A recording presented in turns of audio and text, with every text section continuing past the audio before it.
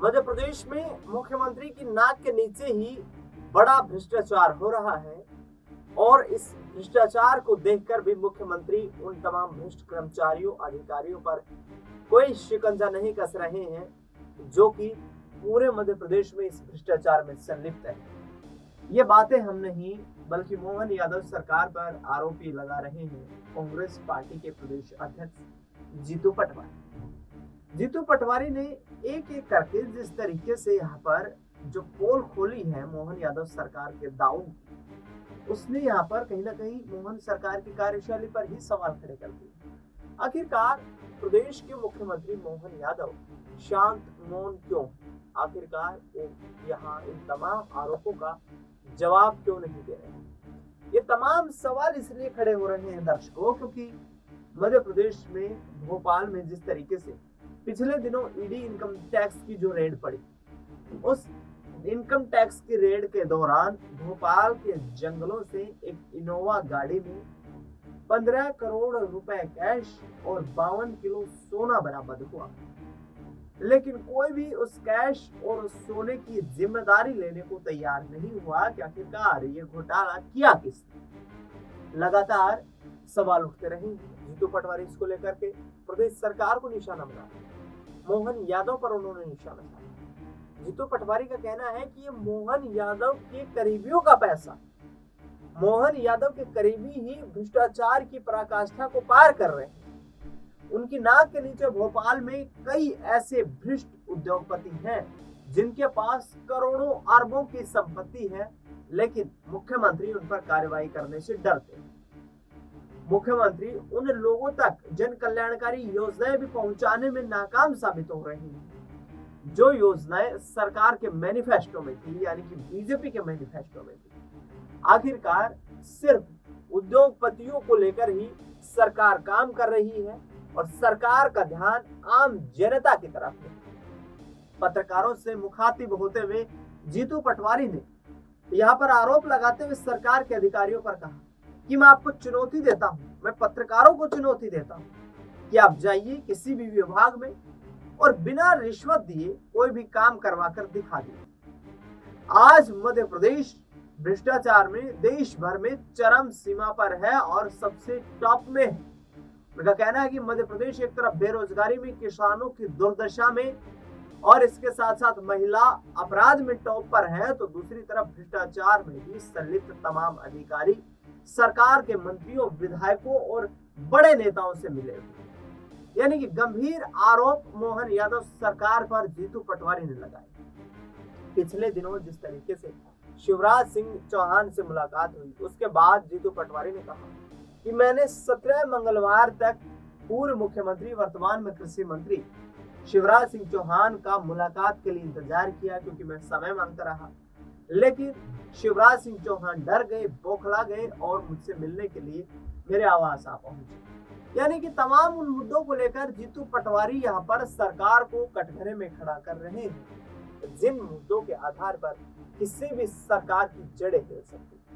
मध्य प्रदेश में लाडली बहना योजना की शुरुआत शिवराज सिंह चौहान के द्वारा की गई, लेकिन 3000 रुपए प्रति माह देने की जगह पर 1000 रुपए ही प्रति माह दिए जाते हैं। इसके साथ साथ उन्होंने कहा कि आखिरकार इसे बढ़ाया क्यों नहीं जाता। मध्य प्रदेश में किसानों की फसल को एमएसपी पर खरीदने का वादा शिवराज सिंह चौहान ने किया, लेकिन शिवराज सिंह चौहान तो केंद्र में कृषि मंत्री बन जाते हैं और प्रदेश के किसानों की दुर्दशा हो रही है।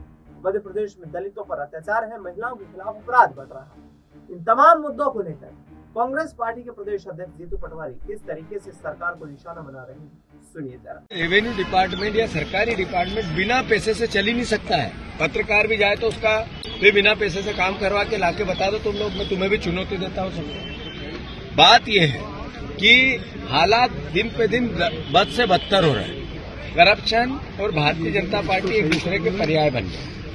भोपाल में 50-55 किलो सोना, 10 करोड़ रुपए नगद इनोवा में पड़े मिले।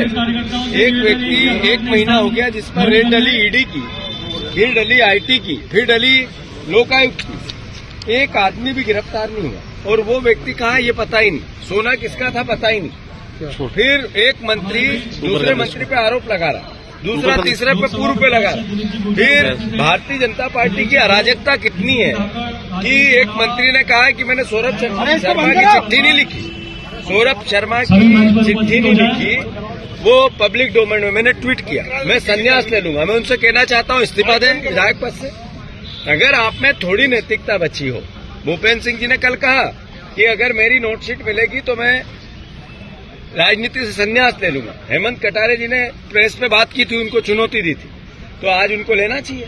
चिट्ठी हमने पब्लिक डोमेन में ला दी है। बात यह है कि एक मंत्री जिसको ससुर ने 100 एकड़ जमीन दी, पब्लिक में मामला आया तो वापस ससुर की जमीन ससुर को दे दी।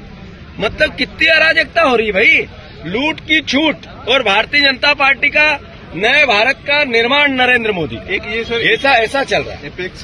दूसरी बात एक लड़ाई है करप्शन के अगेंस्ट। सत्ता का मद सर से ऊपर चढ़ के बीजेपी को बोल रहा है। और आगामी जनता की लड़ाई कैसे लड़ेगी? नहीं, बात यह है कि मोहन यादव बहुत बढ़िया मंत्री है, मैं उनकी तारीफ करना चाहता हूं और सार्वजनिक करना चाहता हूं। वो अपना अपमान समझते हैं। अगर 5,000 करोड़ रुपए हर हफ्ते वो ऋण नहीं ले तो मोहन यादव जी अपना अपमान समझते हैं। मतलब आदमी वजनदार है, 5,000 करोड़ से नीचे का कर्ज लेता ही नहीं है।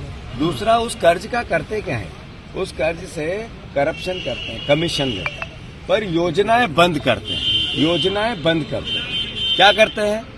73 योजनाएं बंद कर दी 33 विभाग में। मतलब इसका मतलब क्या है कि वो कर्ज ले रहे हैं और उनका लाभ जनता को नहीं मिल रहा। मोहन यादव जी की ये तो तारीफ करनी पड़ेगी कि उन्होंने कहा कि हम टोल बंद कर देंगे, पर सरकार को पैसा बंद कर देंगे, ऊपर से पैसा लेते रहेंगे जो सीधे नेताओं के जेब में जाएगा। ये तारीफ तो मोहन यादव जी की है। अभी मोहन यादव जी की ये तारीफ तो उन्होंने अभी कहा कि हम धार्मिक नगरियों में सब में प्रतिबंध लगा देंगे शराब पे। तारीफ का विषय है, उनने शराब पर अवैध शराब बिकवाएंगे। ये मोहन यादव जी की मूल चरित्र है इस सरकार का। एक सवाल है। तो सुना आपने, तमाम सवाल खड़े हो रहे हैं, लेकिन एक बड़ा सवाल मध्य प्रदेश में ये भी है कि क्या भारतीय जनता पार्टी हाईकमान से ज्योतिरादित्य सिंधिया नाखुश नजर आ रहे हैं? पिछले दिनों राहुल गांधी के साथ संसद भवन की दीर्घा में जो उन्होंने बात की, उसके बाद से लगातार ये सवाल उठते जा रहे हैं कि मध्य प्रदेश में किसी भी वक्त भारतीय जनता पार्टी की सरकार धराशायी हो सकती है। जीतू पटवारी ने कहा यदि आज मध्य प्रदेश में विधानसभा के चुनाव करवाए जाए तो उज्जैन से खुद मुख्यमंत्री ही चुनाव हार जाए। यानी कि बड़े यहाँ पर दावे करते हुए कांग्रेस पार्टी दिखाई दे रही है। कांग्रेस पार्टी का संविधान को बचाने का एक यहाँ पर जो अभियान है, उसकी भी अगुवाई मध्य प्रदेश में तो जीतू पटवारी कर रहे हैं, तमाम जिलों का दौरा कर रहे हैं और उनका कहना है कि आगे आने वाले वक्त में 4 साल से भी कम वक्त हमारे पास बचा है और ऐसे में हम अब जनता के मुद्दों को मुखरता के साथ उठाएंगे, क्योंकि हमारी विपक्ष की जिम्मेदारी है और मध्य प्रदेश में आने वाले वक्त में बीजेपी की सत्ता का तख्ता पलट करने में कामयाबी हासिल करेंगे। पिछले दिनों पूर्व मुख्यमंत्री कमलनाथ से मुलाकात करने के बाद जीतू पटवारी ने तमाम पार्टी के अधिकारियों की बैठक ली और उस बैठक में कांग्रेस पार्टी की तरफ से ऐलान किया गया कि मध्य प्रदेश में युद्ध स्तर पर कांग्रेस पार्टी आगामी वक्त में जन कल्याणकारी योजनाओं के खिलाफ जो लागू नहीं की गई है सरकार के द्वारा, सड़कों पर उतरकर और यहाँ पर जनता की आवाज को बुलंद करने का काम करेगी। देखना ये दिलचस्प होगा कि आखिरकार कितनी कामयाबी मध्य प्रदेश में कांग्रेस पार्टी को हाथ लग पाती है, क्योंकि जिस तरीके से सरकार 2020 में धराशायी हुई थी, उसके बाद 2023 के विधानसभा चुनाव में भी सत्ता में आने का सपना कांग्रेस पार्टी का टूट गया था। फिलहाल इस खास कार्यक्रम में इतना ही। देश दुनिया की तमाम बड़ी खबरों के लिए आप देखते रहिए SPN 9।